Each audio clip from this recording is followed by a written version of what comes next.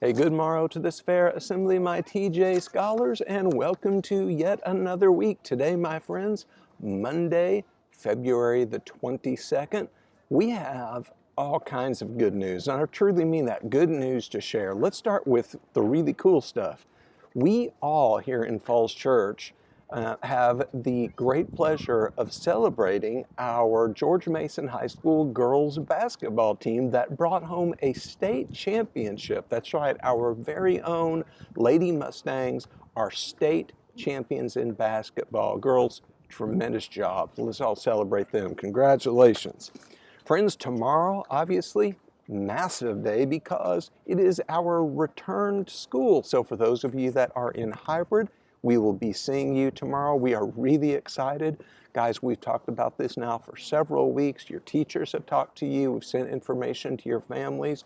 First and foremost, if you come in like the wrong entrance or whatever, don't worry about it. You're not going to be in any trouble at all. But we do have some really good plans. So let's just make sure that we're thinking, and even tonight, right before you go to bed, let's make sure that we know things like, okay, where is my bus stop?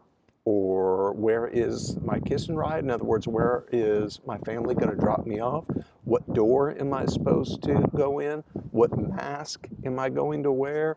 What do I need to do as soon as I walk in the school? Well, we need to sanitize our hands, right? So let's just be mindful of all those things. We'll help you guys, but the big news is we are psyched, friends. We are ready to see you guys, and we have missed you a lot. Even more good news, and this one is really, really cool. We all owe a big shout out to the Falls Church Elementary PTA because they have presented this opportunity. So you remember, many of you, Joe Romano, the magician that has come to our school and he gives these assemblies. Check this out. We are going to have a virtual assembly. You guys are going to be able to log onto your computers and you guys are going to have a virtual assembly with Joe Romano. We'll give you the details a little bit later on this week, but here's the long and short of it. Those of you that have like your content classes like math, language arts, whatnot, in the morning, doesn't matter if you're virtual or hybrid, if you are in the morning, you will have your assembly 1 week from today, March 1st, at 10 o'clock in the morning. If you are in the PM, if you have math, language arts, and that stuff, in the afternoon, your assembly will be at 11 o'clock. Right now, friends, you don't need to do anything about this except be excited about it and offer a major thank you to the Falls Church Elementary PTA because they really hooked us up good on this. So that's what we have coming up. This is going to be on Zoom, guys, and so I will be sending out to you and your families later this week and your teachers the Zoom links. So all you'll need to do on that Monday morning is just click on this link and then boom, you're good to go. Okay? All right. Now let's get to where was Mr. Swanson last week. And let me say, first of all, some of you guys really worked hard at researching this because last week's question about where was Mr. Swanson, that was a really tough one. I was at a place that not too many people know about. In fact, I will even admit Mr. Swanson did not even know about this place until I started to research, okay? But many of you were able to use the clues that I gave and you were able to figure out that I was at a place in Alexandria, Virginia, called the Contrabands and Freedmen Memorial Cemetery. This is a really, really important place, guys.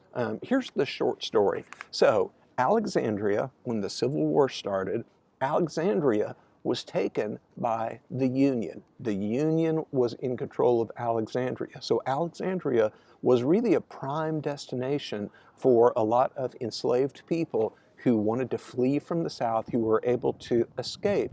And they knew that if they could make it to Alexandria, they had a chance at being free. Well, a couple things happened. First of all, the city became overrun with refugees. There were so many people there that the city really couldn't keep up with things. And so a lot of these enslaved persons were put in barracks. The barracks were really overcrowded and there was some disease there. It was just really, really sad. And so what ended up happening is that as more and more people started to die from these conditions, the union and the city figured out we need to have some place to bury these folks. So they found some land on the south side of Alexandria, and that is what is now the Contrabands and Freedmen Memorial Cemetery. And honestly, guys, when you go there, it's kind of emotional because it's so important when you look down at these gravestones and you think about the lives that these people led and the suffering that they endured and the courage that they had. It's a special place. So that's where I was. We had a couple classes, like I said, that really worked hard to figure out where I was. Way to go, Mrs. Commer's class that turned this activity into an inferencing lesson. They worked really hard. Mrs. Sheldon and Mrs. Lauer's class, they also did a really good job there of sort of figuring it out. We had Mrs. Danbury, who they actually had a family in their class that was able to figure it out. Mrs. Dubois had a student who had been to this cemetery before. Mrs. Fine's class was able to figure out from my clues that this was a cemetery for enslaved persons. They were right. Mrs. Allen also, her class figured this out. Guys, you're in for a treat when Mrs. Allen talks about this. Listen, because she knows her history. She knows what she's talking about. Mrs. Epstein's class knew, and Mrs. Danbury's class, I think I said her already. So these were the folks that figured out where I was. Now, that takes us to today. Where is Mr. Swanson? Now, first of all, guys, I am going to change today a little bit because I'm going to get really specific about where am I. And I'm not talking about the general location. I think you guys are going to be able to figure this out. But what I am talking about is in just a second, over here behind me, I am going to try to go stand on a specific spot, and it's like 1 square yard, 1 square yard.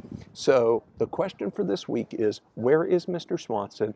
And specifically, what is important about this 1 square yard? Okay, now I'm going to go over where some people are. So just like being a responsible person, we're going to get our mask up. But let's see if maybe as I walk over there, see if you can't start to have an idea of where I am. I think there's some things over there that you will recognize. And now, this is going to be kind of hard to read, guys, but I want you to look down here. Again, because it snowed, there's still some salt and maybe residue of the snow. That's pretty hard to see. But that is what I'm looking at. So this square yard right here, I hope I'm capturing this for you guys. All right, so there you have it, friends. That's kind of what I'm looking at. I'll give you another hint. Over here is the Potomac River. And somewhere over there behind the trees is the Martin Luther King Jr. Memorial that I was at a couple days ago. All right, so there's steps here and there's still some ice, so Mr. Swanson has to be sort of careful here. All right, everybody, so there you have it. Where am I? Friends, with that, let's make sure it's an awesome week. I know it will be, but we can do that by being safe, being responsible, being respectful, just like every single day, no matter where we are. Let's do some good today. Have a good one, Tigers.